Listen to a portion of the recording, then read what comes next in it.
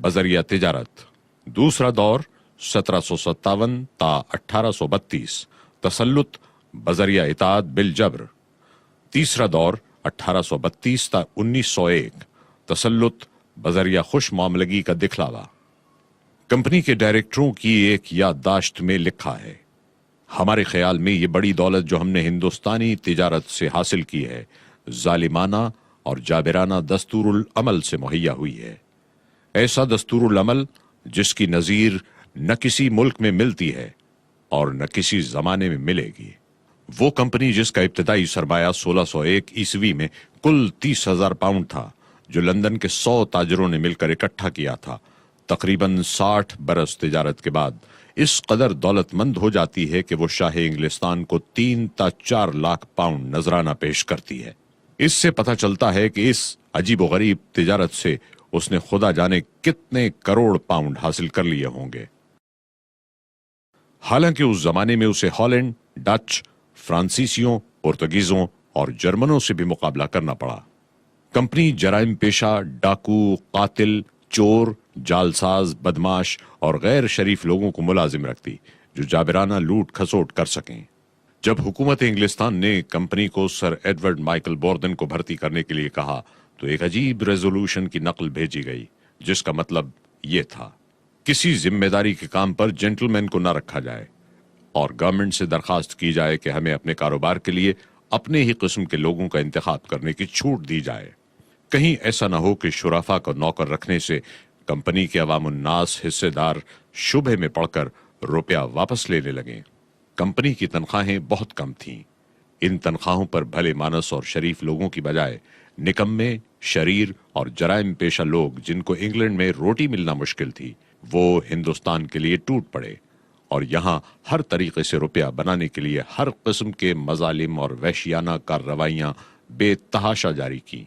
नवाब कर्नाटक ने company directors को लिखा, आपके नौकरों का कोई कारोबार तो है नहीं, ना आप उन्हें माकूल तनख्वाह देते हैं, फिर भी चंद ही साल में वो कई कई लाख अशरफियां कमाकर वापस जाते हैं। इतनी कलील मुद्दत में बगैर किसी जाहिरी जराए के ये बेहिसाब कमाई कहां से आती है, हम और आप दोनों समझ सकते हैं। वॉरेन हेस्टिंग्स ने लिखा, हिंदुस्तान में अंग्रेज जराइम करते हैं, जराइम के जवाज के लिए अंग्रेज होना काफी है और उसको सजा का ख्याल तक नहीं आ सकता। उनके रुपया कमाने के मुख्तलिफ तरीके थे, उनमें एक कर्जा देना भी था, मगर जिस नौइयत के ये कर्ज होते थे उनकी नजीर दुनिया में मिलना मुश्किल है। मिस्टर बर्क ने एक कर्जे के मुतालिक लिखा, नवाब कर्नाटक को रुपए की जरूरत पेश आई। अंग्रेजी हुकूमत ने चंद साहूकारों मिस्टर टेलर, मिस्टर मैचेंडी और मिस्टर कॉल को आमादा किया कि नवाब को 4 लाख अशरफियां यानी पेकोडा कर्ज दें। ये राजी तो हो गए, मगर इस शर्त पर कि मद्रास की अंग्रेजी हुकूमत नवाब की जमानत दे और तय पाया कि चंद अजला कर्जख्वाहों के सुपुर्द कर दिए जाएं, जिनकी मालगुजारी से वो अपना सूद वसूल करते रहें। मुआहिदा हो गया।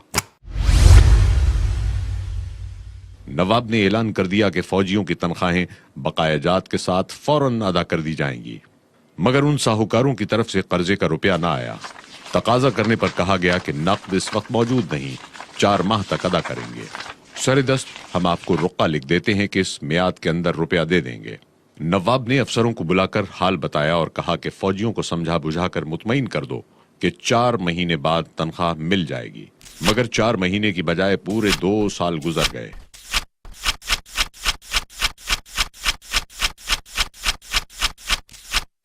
और फौजियों को तनख्वाह न मिली, बल्कि 2 साल की तनख्वाह मजीद अदा करना पड़ी। इस पर तुर्रा ये कि साहूकारों की इस कदर नादहिंदगी के बावजूद नवाब की रियासत की मालगुजारी कर्जे के सूद में उसी दिन से जिस दिन ये रुक्का लिखा गया था जाने लगी और उन्होंने अजला की मालगुजारी वसूल करना शुरू कर दी। गालिबन ये दुनिया में एक ही मिसाल होगी कि रुपए की अदायगी से पहले ही कर्जख्वाहों को जायदाद पर कब्जा मिल जाए और इससे वो अपने सूद का रुपया वसूल करना शुरू कर दें और फिर उल्टा कर्जदारों के नाम गैर अदाशुदा रकम का रुका लिखें और कब्जा शुदा जायदाद से रकम वसूल करके 2 साल के बाद कर्जदारों को रुपया दें। है ना अजीब मामला, न देखा न सुना। यही वो कीमिया बनाने के नुस्खे थे जिनसे थोड़े ही दिनों में अंग्रेज और इंग्लिस्तान माला माल होने लगा। बहरहाल 1757 ईस्वी तक कंपनी का ये शराफत और इंसानियत सोज तरीक़ा तिजारत जाबिराना और जालिमाना तौर पर जारी रहा, जिससे निहायत अजीमुशान दौलत बर्र सगीर से चूस ली गई।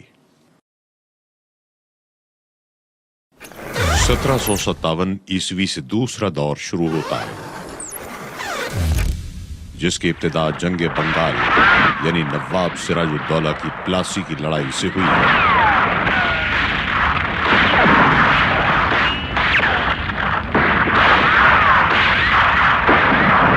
सर विलियम डिग्बी के अल्फाज में कंपनी का दूसरा दौर जबर का दौर कहलाता है।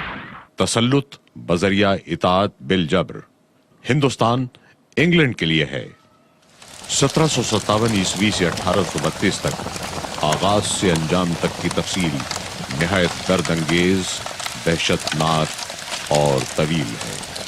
कलकत्ते में बैठकर अंग्रेजों ने मीर सादिक और उम्मी चंद के साथ मिलकर साजिश का ताना बाना बुना और नवाब सिराजुद्दौला के खिलाफ जंग छेड़ दी गई। सिर्फ 4 घंटों में जंग खत्म हो गई और वसी शादाब मुल्क की किस्मत का फैसला अंग्रेज के हक में हो गया और अंग्रेज ने जंग पिलासी फौजी कुव्वत की बजाय फरेब, नमक हरामी, दगाबाजी और साजिश के बलबूते पर जीती। फोर्ट विलियम में सोने का मेह बरसने लगा। मीर जाफर ने 3 लाख पाउंड और कलकत्ते के जुनूबी इलाके की जागीर क्लाइव की नजर की। 6 लाख पाउंड काउंसिल मेंबरों को पेश किए गए। तावाने जंग वसूल करने के लिए 24 परगना का इलाका कंपनी की जागीर ठहरी और आम लूट मार का बाजार भी गर्म किया गया। बकौल क्लाइव 3 करोड़ इंसानों को लूट कर कलकत्ते में अजीमुशान दौलत बहुत जल्द जमा कर ली गई थी। मैं सिर्फ ये कह सकता हूं कि इस कदर बदअमली, रिश्वतखोरी और जुल्म ज्यादती का मंजर बंगाल के अलावा किसी और मुल्क में न देखा गया न सुना गया। किताब कानून तमद्दुन व तनज़्ज़ुल का मुसन्निफ ब्रुक्स एडमसन लिखता है, ये मालामाल खजाने करोड़ों आदमियों की कमाई अंग्रेजों ने हथिया कर लंदन इस तरह भेज दी जिस तरह रोमन्स ने यूनान और पोंटिस के खजाने इटली भेज दिए थे। हिंदुस्तानी खजाने कितने थे कोई इंसान इसका अंदाजा नहीं कर सकता, लेकिन वो करोड़ों अशरफियां होंगी। इतनी दौलत उस वक्त की मजमूई यूरोपियन दौलत से बहुत ज्यादा थी। जब मैं 1750 में इंग्लिस्तान आया तो यहाँ बड़े बड़े शहर ऐसे थे जहाँ कोई बैंक न था। बंगाल की चांदी ने इंग्लिस्तान पहुंचकर न सिर्फ दौलत में बेशुमार इजाफा किया बल्कि उसकी रफ्तार भी बहुत तेज कर दी। सर विलियम डिग्बी लिखता है, जंग पिलासी के बाद ही बंगाल की दौलत लुट लुट कर लंदन पहुंचने लगी।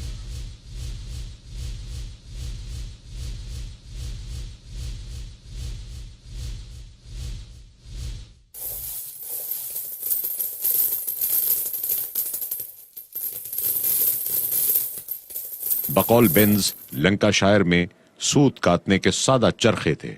बहुत सी इजादात सदियों से दबी पड़ी थीं।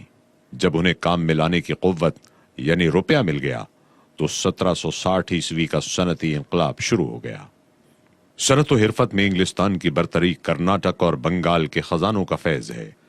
जंग प्लासी में फतह के बाद सोने का दरिया इंग्लिस्तान की तरफ बहना शुरू हो गया। हमारी सनत व हिरफत का बाजार ठंडा था। सूत काटने और कपड़ा बुनने में लंकाशायर को हिंदुस्तान पर कोई फौकियत हासिल न थी। बर्रे सगीर की दस्तकारी जिसने हिंदुस्तानी कपड़े को सन्नाई का शाहकार बना रखा था, लंकाशायर तो क्या पूरे मगरिब में कहीं मौजूद न थी। जो हाल रुई का था वही लोहे का था।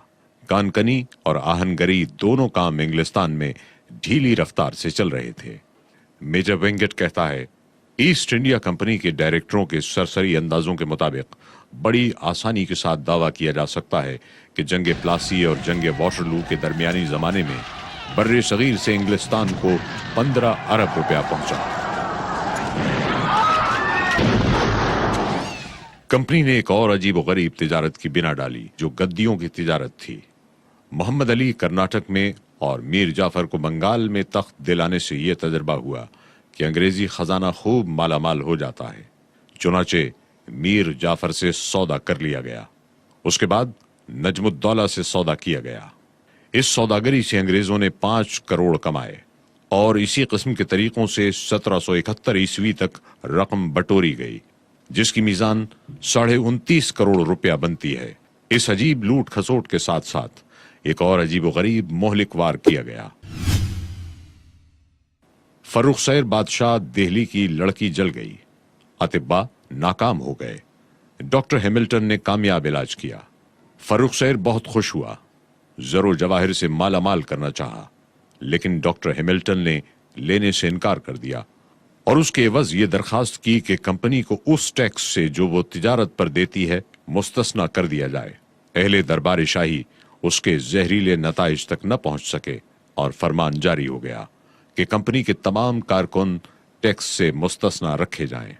حکم جاری ہونا تھا کہ انگریزوں نے ملک بھر میں ادھم مچا دیا، ہر قسم کی تجارت میں گرم بازاری شروع کر دی، کروڑوں کے سودے کرنے لگے، ہندوستانی تاجروں کے کاروبار بند ہو گئے اور انگریزوں نے ہر قسم کی تجارت پر قبضہ کر لیا۔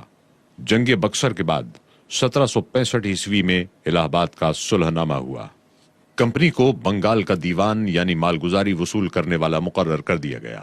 اس معاہدے کے وقت تک تو انگریزی عمل دخل بے ضابطہ طور پر تھا، لیکن اب شاہی فرمان کی روح سے انگریزی قبضے کو جواز کی سند مل گئی اور لوٹ کھسوٹ کا ایک نیا طریقہ ہاتھ آ گیا۔